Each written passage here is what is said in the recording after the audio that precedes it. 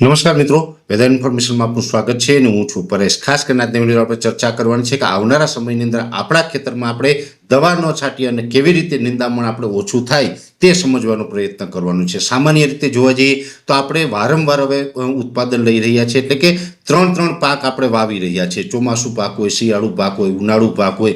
કેમ કે અત્યારે સમય જોતા અને અત્યારે જે આપણી પરિસ્થિતિ છે ખેડૂતોની, કે જે ભાવ ન મળવા વગેરે કારણો છે, એની અંદર 3 પાક વાવીએ તો પણ આપણે જે કંઈ આર્થિક માળખું છે એ ફિટ બેસતું નથી। વારંવાર પાક લેવા એ પણ આપણી મજબૂરી થઈ ગઈ છે, કેમ કે આપણે આર્થિક રીતે ખેડૂત છે એ ખૂબ નબળા પડી રહ્યા છે અને એને કારણે આપણે વારંવાર ઉત્પાદન પણ લઈ રહ્યા છે। જોકે આની અંદર આપણે સમજવાનું એ છે કે મોટાભાગના ખેડૂત એવા પણ હશે કે જેની વાવેતર કર્યું હશે, અત્યારે ઉનાળુ વાવેતર હશે, ઘણા ખેડૂત એવા હશે કે ઉનાળુ વાવેતર કરવાનું જ નથી।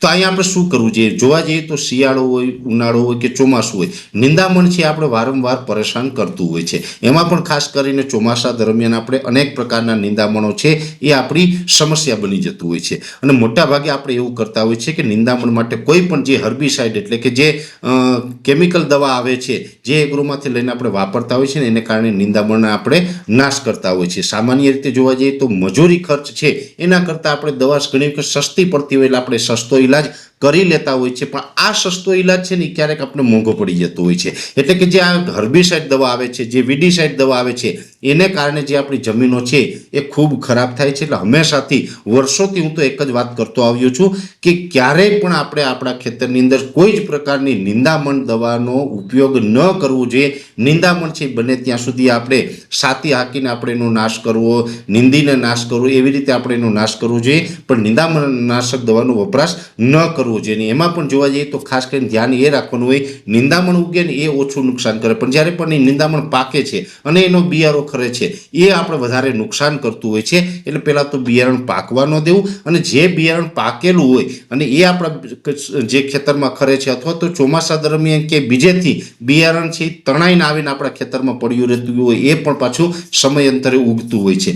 જેમાં ખાસ કરીને જોવા જઈએ તો નિંદામણો અમુક એવા હોય છે કે નિંદામણ શિયાળા દરમિયાન જ ઉગે, અમુક નિંદામણ એવા છે જે ઉનાળામાં અને ચોમાસામાં ઉગે છે। મોટાભાગે જોવા જઈએ તો અમુક પાક છે ને એ પણ શિયાળામાં થાય ને એ આપણે ઉનાળામાં કે ચોમાસામાં નથી કરી શકતા, પણ ચોમાસામાં જે પાક કરતા હશે ને એ ઉનાળામાં થશે। એટલે કે જેવી રીતે જોવા જઈએ તો મગફળી છે એ મગફળી ચોમાસામાં અને ઉનાળામાં બંને ઋતુની અંદર થાય છે, એવી જ રીતે તલ છે એ બંને જ ઋતુની અંદર થાય છે।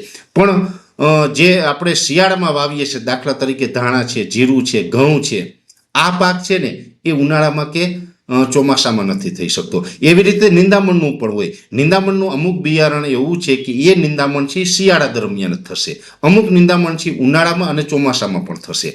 હવે અત્યારે આપણે ઉનાળો ચાલી રહ્યો છે, ઘણા ખેડૂત ભાઈઓ એવા હશે કે જેને વાવેતર નહીં કર્યું હોય, જેને વાવેતર કર્યું હશે, પાણી પાયું હશે અત્યારે, એને તો એ નિંદામણ છે ઉગી જશે ને અત્યારે નાશ કરશે તો ચોમાસામાં એ ઓછી આપણે તકલીફ કરાવશે। પણ ઘણા ખેડૂત ભાઈઓ એવા છે કે ઉનાળુ પાકનું વાવેતર જ નથી કરતા, તો એ પાણી જ નથી પીવડાવવાના, જમીન પલાળવાના જ નથી, તો એ બિયારણ અત્યારે પડ્યું રહેશે, એ ચોમાસા દરમિયાન આપણે ક્યાંય ને ક્યાંય પરેશાની કરી શકે છે।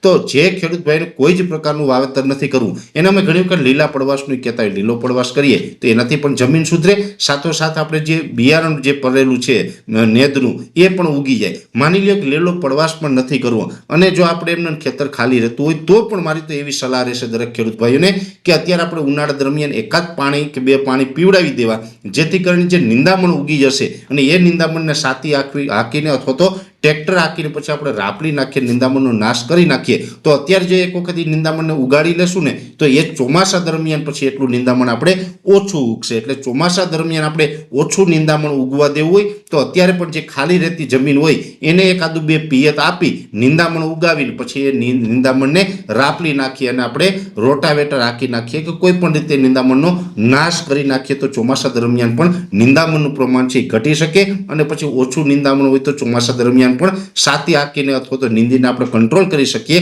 અને કેમિકલ દવા છે પછી આપણે નેદ માટે આપણે વાપરવી ન પડે। એટલે ખાસ નિંદામણ માટે દરેક ખેડૂત ભાઈઓ મારી અપીલ રહેશે કે જેને કાંઈ જ વાવેતર નથી કરવાનું એ પણ 1-2 પાણી પાઈ નિંદામણ ઉગાડી લેજો. નકર એવું બનશે અત્યારે જે ઉનાળાનું જે નિંદામણ છે એ પણ ચોમાસામાં ઉગશે. ચોમાસાનું નિંદામણ હોય ઉનાળામાં ઉગતું હોય, શિયાળાનું નિંદામણ છે એ ચોમાસામાં મોટા ભાગે નથી ઉગતું. અમુક વનસ્પતિ છે ઉગે છે, બાકી મોટાભાગની વનસ્પતિ છે એ શિયાળામાં થાય, ઉનાળામાં કે ચોમાસામાં નથી થતી. એટલે આ વાતની દરેક મિત્રોએ નોંધ લેવાની છે. એટલે નિંદામણ વિશેની ખૂબ અગત્યની માહિતી હતી, મેં આ વિડીયોના મારફતે તમારા સુધી પહોંચાડવાનો પ્રયત્ન કર્યો છે. વિશેષ માહિતી છે નેક્સ્ટ વિડીયોમાં આપવામાં આવશે. અત્યારે આ વિડીયોની અંદર એટલું જ. અંતમાં દરેક મિત્રોને વિનંતી રહેશે વિડીયોને લાઈક આપીને દરેક ગ્રુપમાં શેર કરી દેવો, યુટ્યુબને સબસ્ક્રાઇબ કરજો અને ફેસબુક પેજને ફોલો કરજો. નમસ્કાર.